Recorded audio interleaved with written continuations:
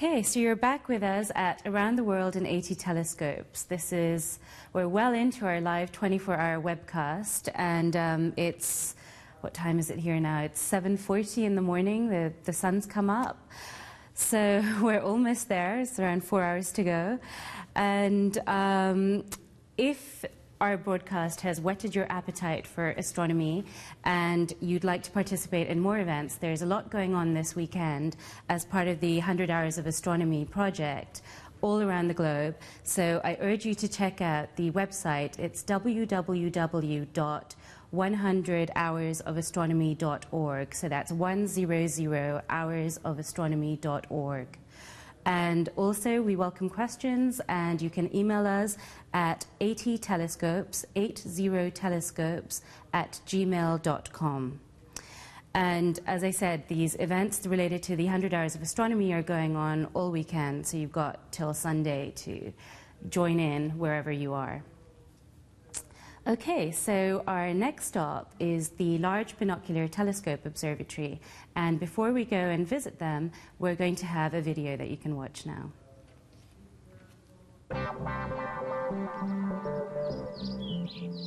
The Large Binocular Telescope is one of the world's most technologically advanced telescopes.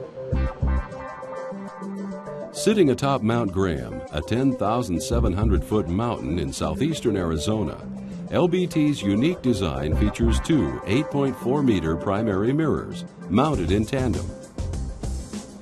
New polishing techniques have brought both these mirrors to near-perfect uniformity, with surface variations within 1/2000th of the width of a human hair.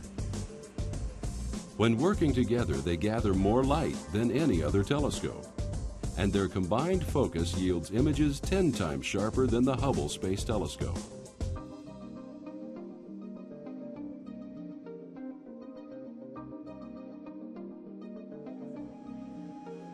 An innovative honeycomb design under the glass allows these lightweight spin-cast mirrors to remain rigid in mountaintop winds and to more readily adjust to ambient air temperatures. That means less blurring of the images of the deep space objects LBT is designed to capture. We think this telescope's going to discover really interesting systems of planets around other stars. We think this telescope's going to map the dynamics of the inner regions of galaxies around massive black holes. We think this telescope's going to map the outer solar system and understand how our solar system was formed. Because of the Earth's distorting atmosphere, it was once thought that astronomers would be unable to see these wonders through Earth-based telescopes, no matter how big their primary mirrors. But the development of adaptive optics changed everybody's thinking. This telescope is going to be unique and first in having a full-time adaptive optics secondary mirror.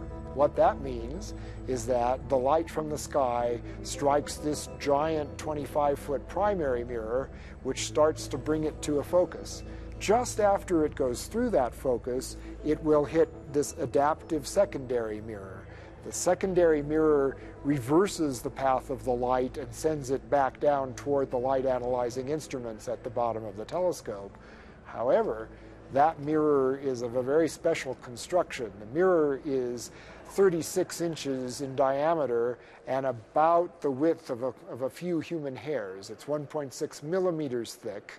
It has 672 voice coil magnets glued onto the back, and we change the shape of the surface 1,000 times a second to compensate for the air boiling around above our heads. So that sharpens the image back nearly to the way that it would have been delivered with no disturbing atmosphere at all. A bright star or a laser beam reads the atmospheric changes, and a computer translates that information so the sound coils can do their work. Dual mirrors and adaptive optics are just the foundation of the LBT's technological power. It's designed for adaptability and can be refitted relatively easily with new instrumentation as technology progresses.